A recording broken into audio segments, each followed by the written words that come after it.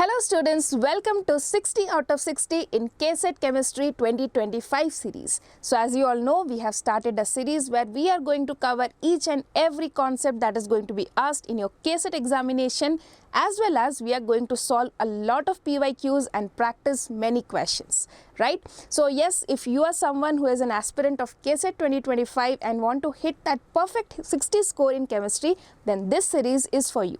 So in today's video, we are going to do part 3 of electrochemistry chapter, and with this we are going to complete this chapter also. And in today's video, we are going to discuss the topic batteries, fuel cells and corrosion. Okay, these are very small topics and very easy questions are asked. So definitely this is a must do topic. With less time you can easily score 1 mark in your KCET 2025 examination. Okay.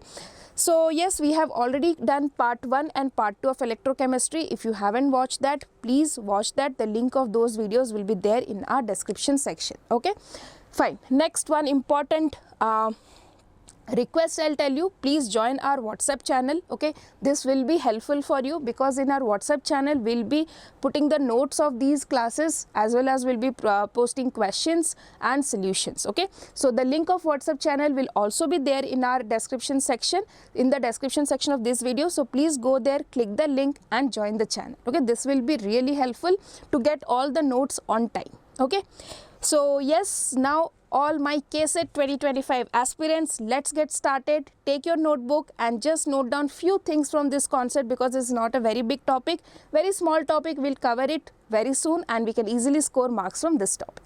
So yes, now let's get started. So okay, so this I take in every slide that we have divided electrochemistry in 3 parts. In part 1 I have covered galvanic cell and Nernst equation. Sorry, one second. So in part 1 we have covered galvanic cell and Nernst equation. In part 2 we have covered electrolytic cell and electrolysis and conductance of electrolytic solution. These two are very important topics that we have covered in the last part.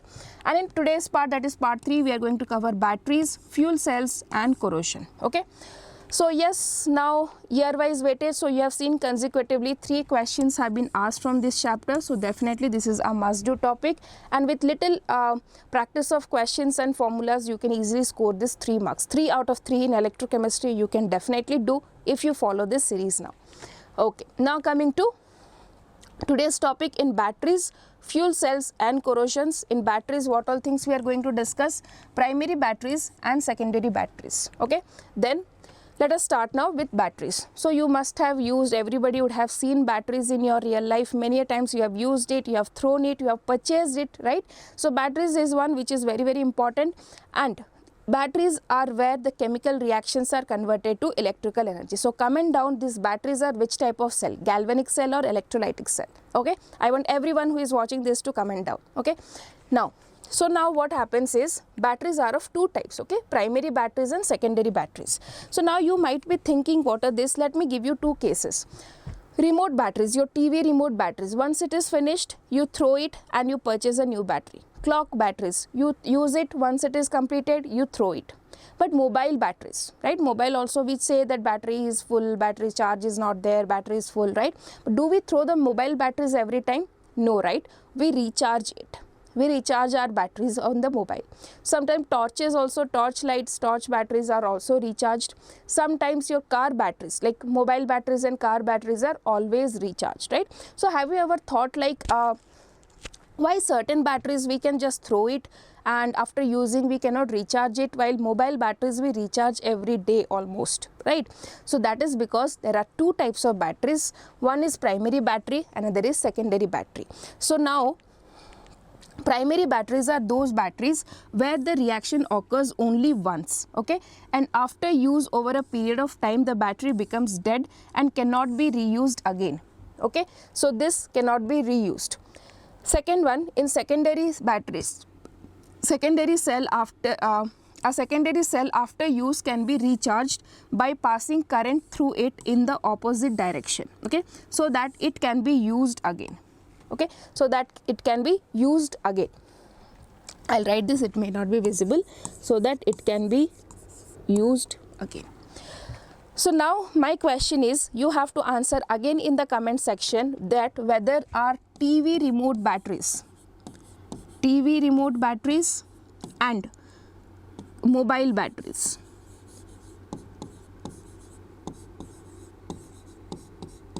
Okay, so you have to comment and tell me which is a primary battery, which is a secondary battery. Let us see how many of you have understood from this. Primary batteries, we cannot recharge it, we have to use it only once and we throw it.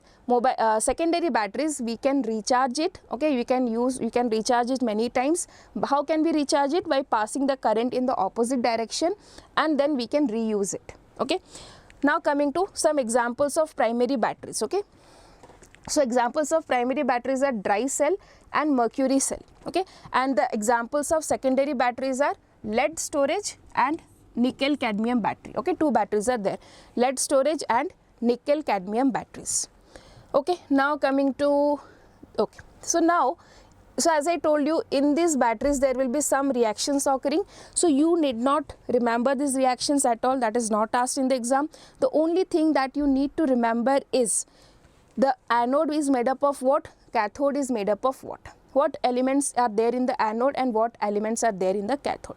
So I told you dry cell and mercury cell are example of primary batteries, right? Are the examples of primary batteries. So in primary batteries we have dry cell and we have mercury cell. So in dry cell the anode is made up of zinc. Okay, remember anode is made up of zinc and cathode is made up of manganese. Okay, and ammonium is used as a catalyst. So remember, from here question have been asked. So catalyst used here is ammonium chloride. Okay, now the second one, mercury cell. Okay, in mercury cell also anode is made up of zinc and cathode is made up of mercury. Again I am telling you, no need to remember these reactions. I will write it here, that no need to remember the reactions.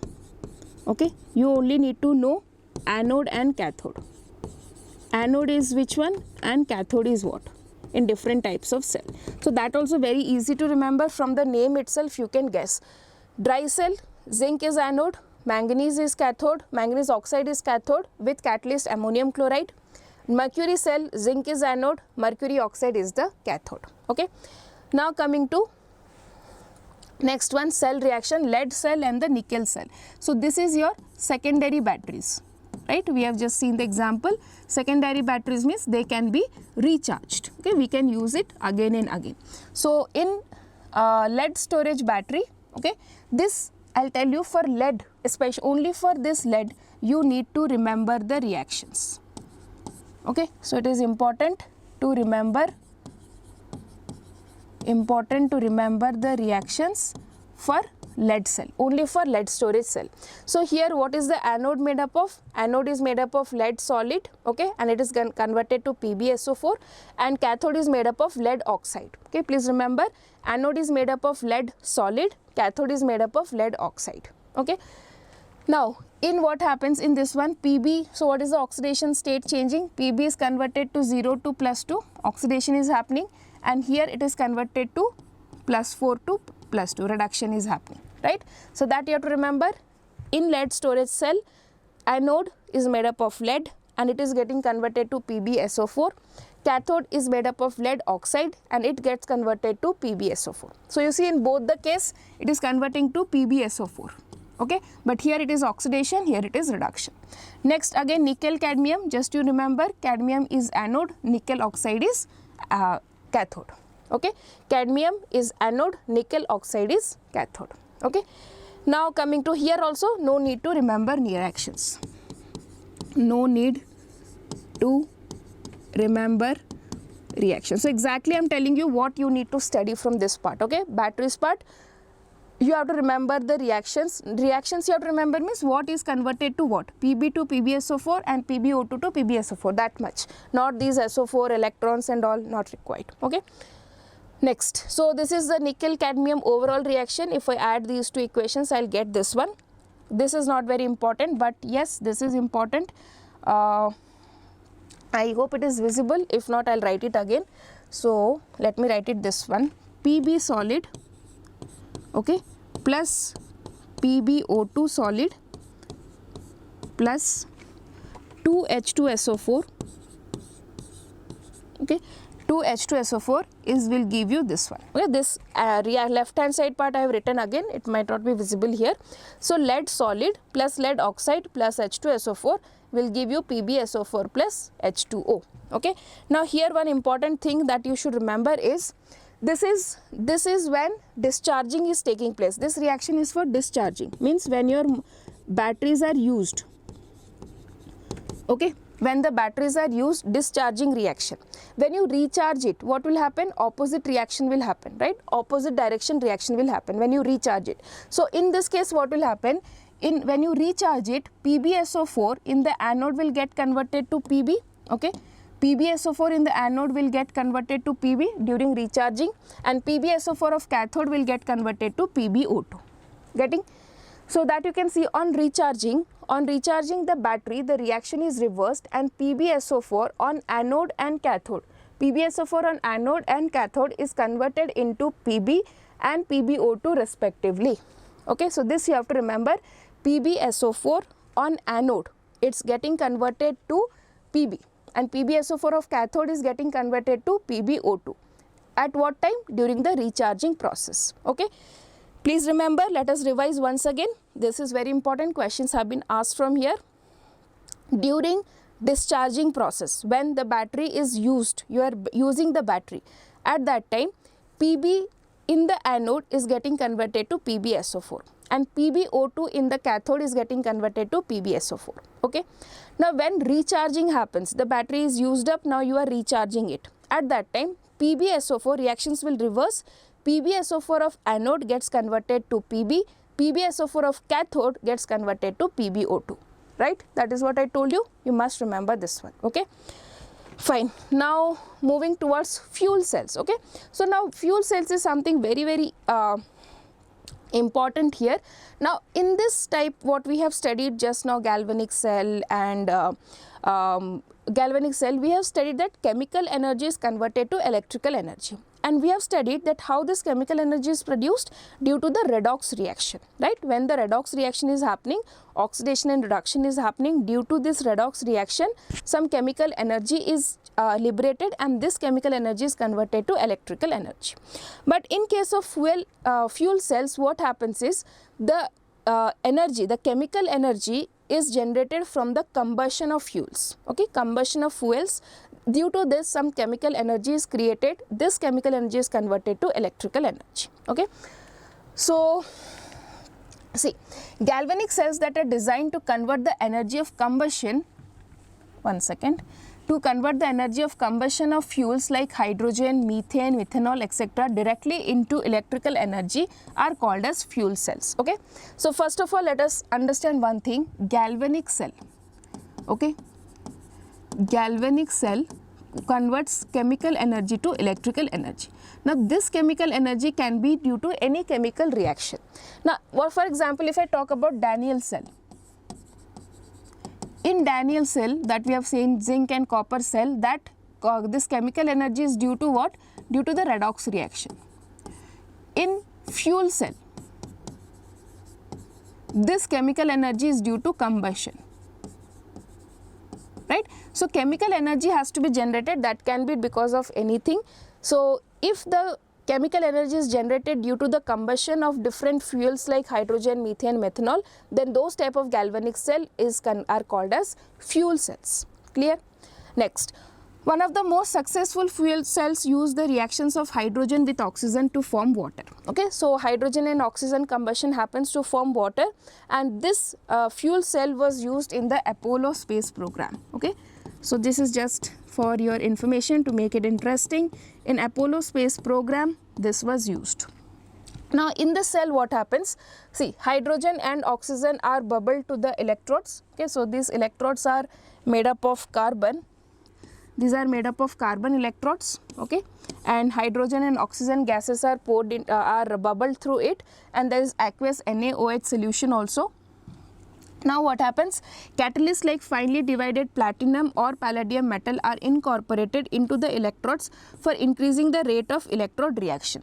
So here what happens? H2 and O2 is taken, and due to their combustion some energy is produced, and that is converted to electrical energy. What all things you need to remember? The catalyst used here, the electrodes made up of, and the chemicals used here. Okay. Now we will go to here also. Reaction of fuel cell is very, very important. You need to remember the fuel cell reaction. At cathode which reaction takes place, and at anode which takes. So cathode, what will happen? Reduction will take place, right? So how this reduction is happening? See, oxygen charge is what here? 0, O2 is 0, and here it is -2, right? So oxygen is getting reduced at cathode, and anode, if you see what is happening, here hydrogen charge is 0 and here it is +1, right? So it is getting oxidized, hydrogen is getting oxidized. So at anode what is happening? Oxidation. Whose oxidation? Hydrogen. At cathode reduction is happening. Whose reduction? Oxidation. Oxygen reduction is happening at cathode, right? And hydrogen oxidation is happening at anode. So I'll write it in statements. At cathode, so that we can remember, at cathode oxygen is getting reduced. Okay, next one, at anode. Okay, at anode hydrogen is getting oxidized, right? So these two things you have to remember in the point of view examination. So at cathode oxidation, at anode hydrogen, and then overall reaction is H2 plus O2 gives water. Okay, so yes, that is done for fuel cells. Now a very small topic, corrosion, right? Corrosion, everybody would have experienced your cycle or some iron metals you have seen in your home that would have got rusted, right? So that is what corrosion is called as. So corrosion and rusting are slightly different things, not exactly. Okay, so we will explain. So when iron gets corroded, we call it rusting. Okay, corrosion is any metal reacting with oxygen and then getting converted into its oxides. So what is corrosion?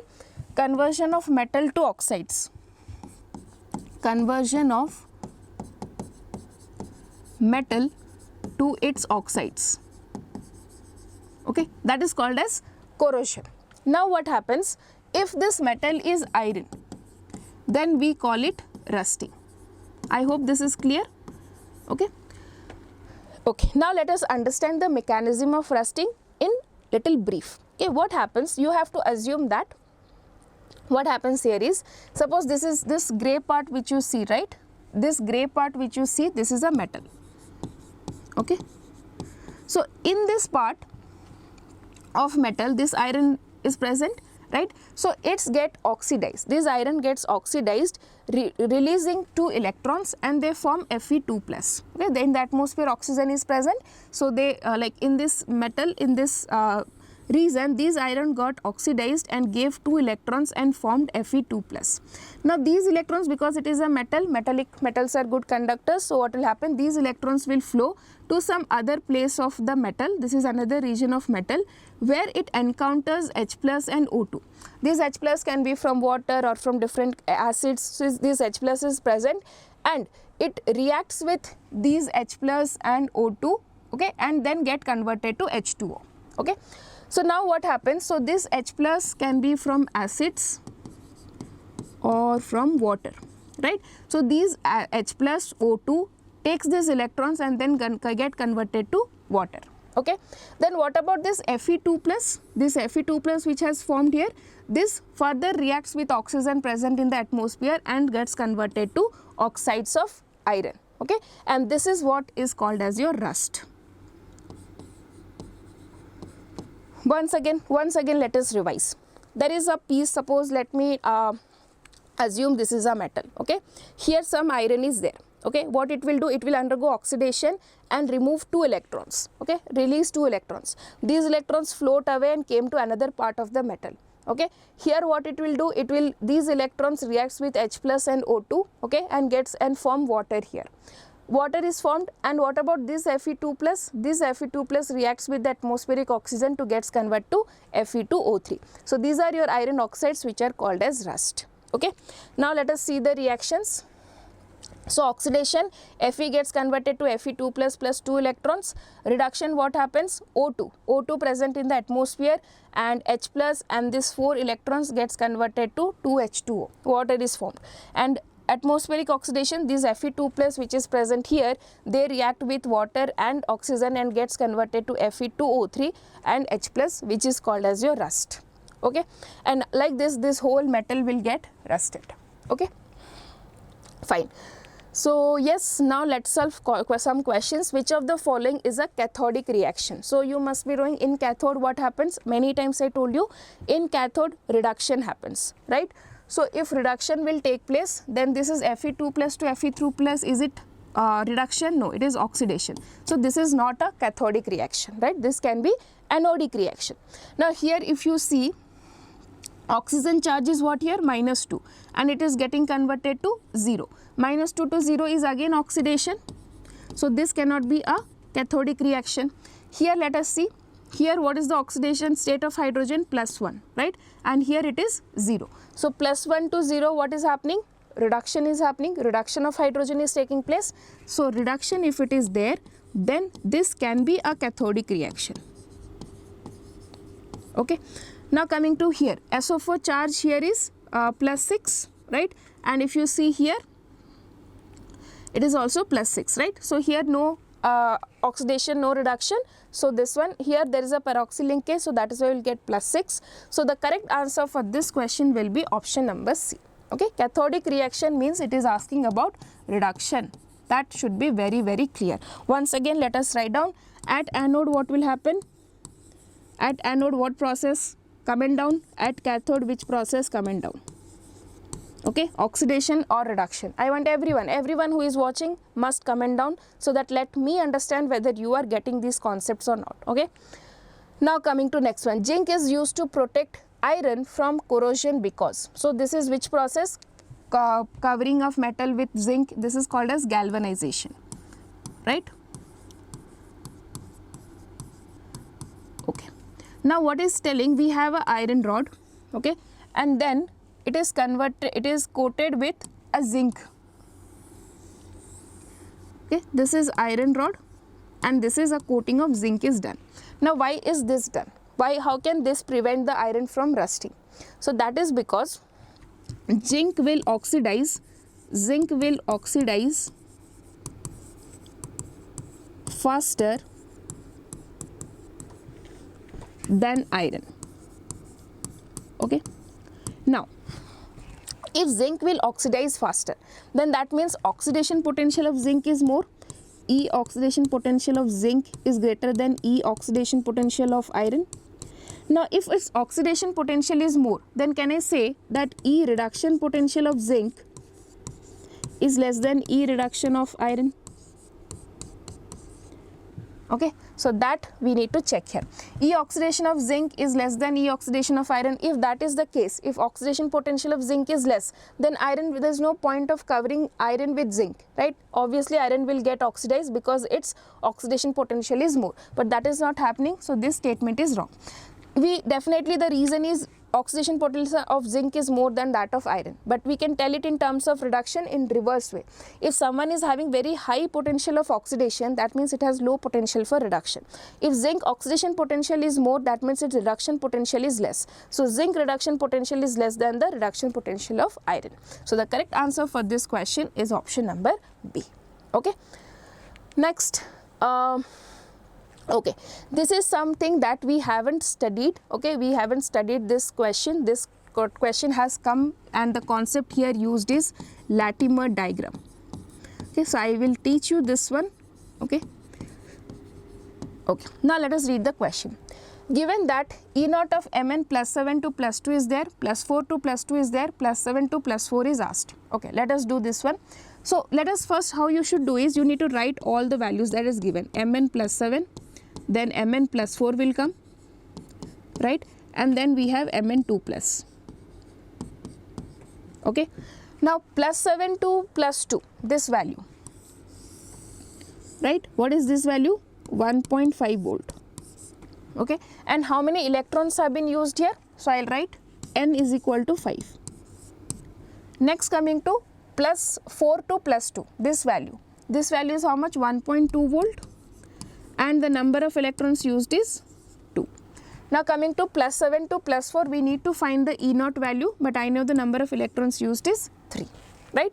Plus 7 to plus 4 is 3 electrons. Now here what formula used is, see, this plus this will be equal to this one. So I can write down that, I will mention here, this is N1, okay, this is N2, and this is N3. So the formula here is N3E3 is equal to N1E1 plus N2E2, where N is number of electrons, N is number of electrons, and E is electrode potential or EMF, sorry, E is the so E is your potential difference or electrode potential, I can write down. Electrode potential, right? So now let us solve this. Our N3 is how much? 5, okay. E3 is 1.5.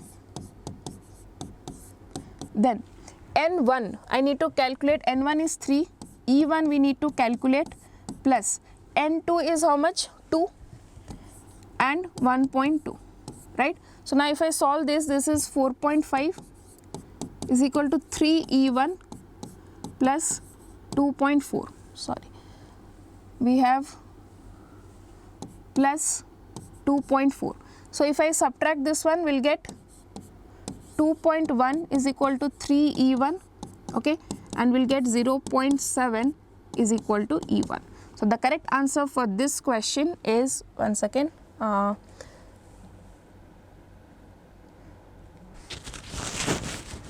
let me check the options. Have we done all calculations correctly? 3E1 plus 1.2 is equal to 5 into 1.5. Okay, here a small error is there, that is, sorry, this is 7.5, right? So, sorry, this is 7.5, so now I'll get 5.1, right? So now if I subtract, I'll get 1.7. Sorry. Okay, so the correct answer for this question will be option number C. Okay, one small calculation, sorry. So this one will give you 1.7. So like these questions have been asked, and these type of questions are called as your questions from Latimer diagram. This diagram what we did know, that is called as Latimer diagram. Very simple, you just need to write the number of electrons, potential difference, number of electrons, potential difference, the total one, this will be equal to the additions of this one. Clear?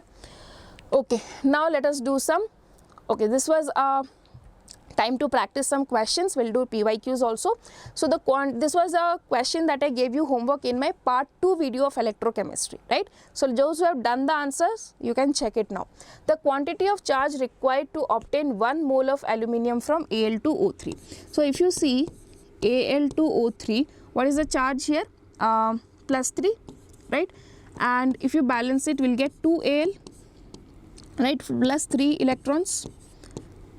Okay, so now see, for 1 mole of aluminium, for 1 aluminium plus 3, to get converted to 1 aluminium, we require 3 moles of electron, or I can say 3 Faraday, right? So the correct answer for this question will be 3 Faraday. Okay, for if it is asked in this particular reaction how much is required, then it will be 6 Faraday, because in this particular reaction there are 2 aluminiums. So for 1 aluminium 3 electrons are required, for 2 it will be 6. But the question has asked that we are not producing 2 moles, we want to produce only 1 mole of aluminium.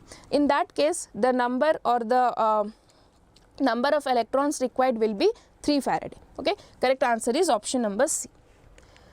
Okay, next coming to PYQs. In fuel cells, dash are used as catalyst. So I told you to remember this one, catalyst used is palladium and platinum. Okay, correct answer is option number C.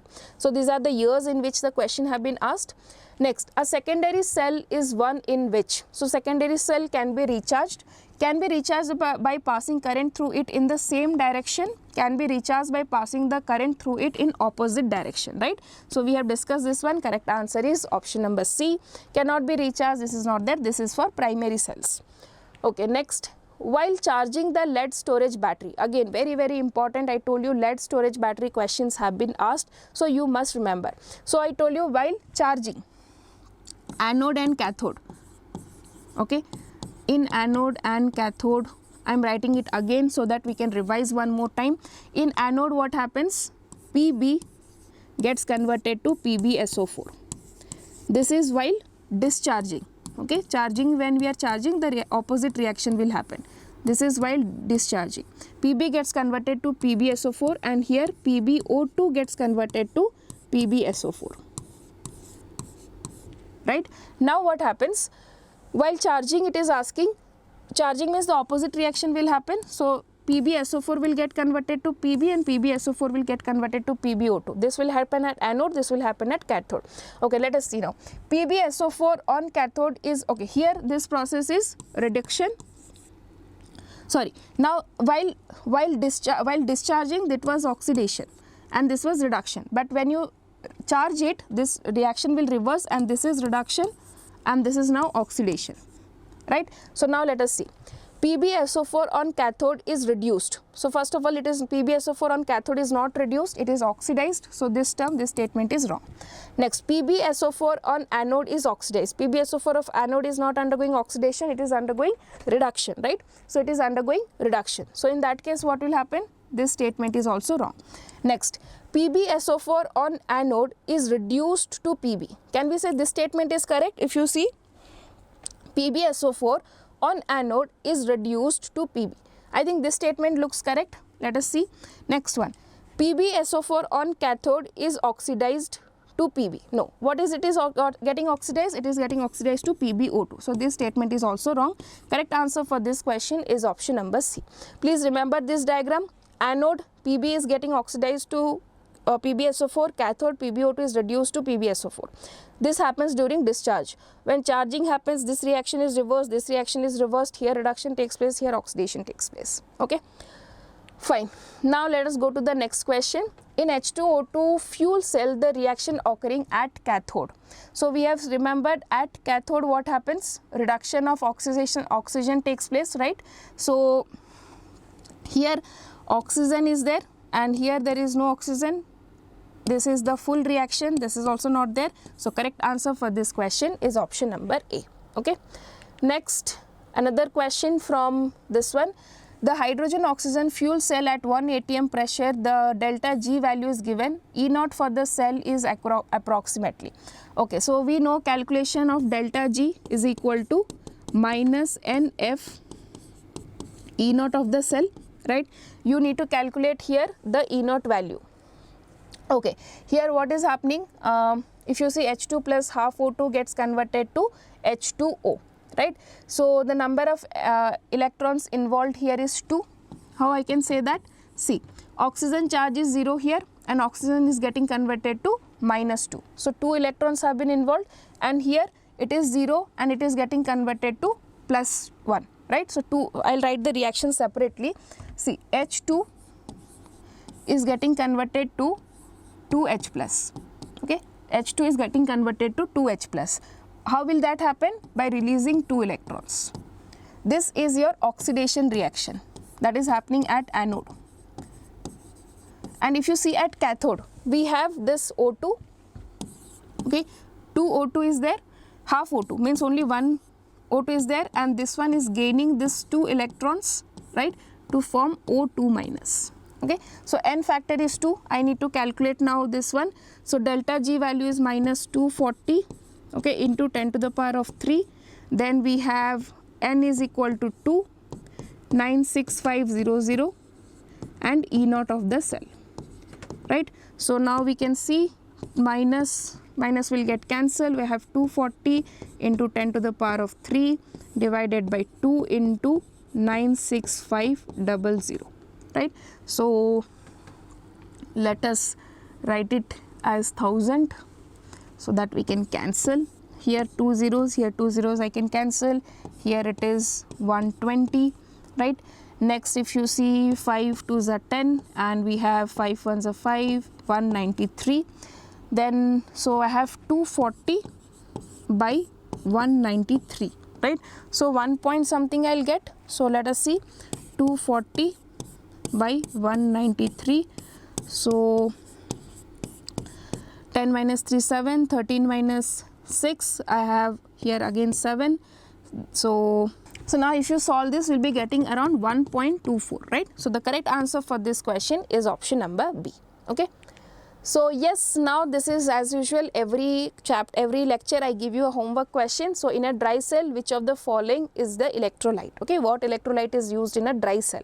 So the question is here, please read the today's lecture and definitely you can answer this. Then what you have to do, you have to comment down the answer in the you have to write down the answer in the comment section. Okay, let me see how many of you have understood the chapter. Okay, so yes students, a good news here now that with this we have completed the electrochemistry chapter. With just 3 lectures I have covered each and every formula. If you have completed this series of 3 lectures of electrochemistry, I guarantee you could solve all the questions that have been asked in the previous year questions. Okay, so yes, apart from this also, still if you are having any doubt, please comment down, I'll definitely address it. And please stay with me for till the series is completed, and make sure that every chapter, every concept is completed in full detail, so that you can hit that 60 score in your KCET 2025 chemistry examination. So once again I'll tell you, please join our WhatsApp channel. That is very important to get these notes if you want, and to get our questions, solutions, everything. Join the WhatsApp channel. That is very, very important, so that you do not miss out on any things of this series. Okay, so yes, now be ready. We are going to start the next chapter, that is chemical kinetics, in our next lecture. So yes, those who are interested, and if you are happy, if you are getting everything whatever I am teaching, then please continue watching this series. Subscribe the channel for more such updates.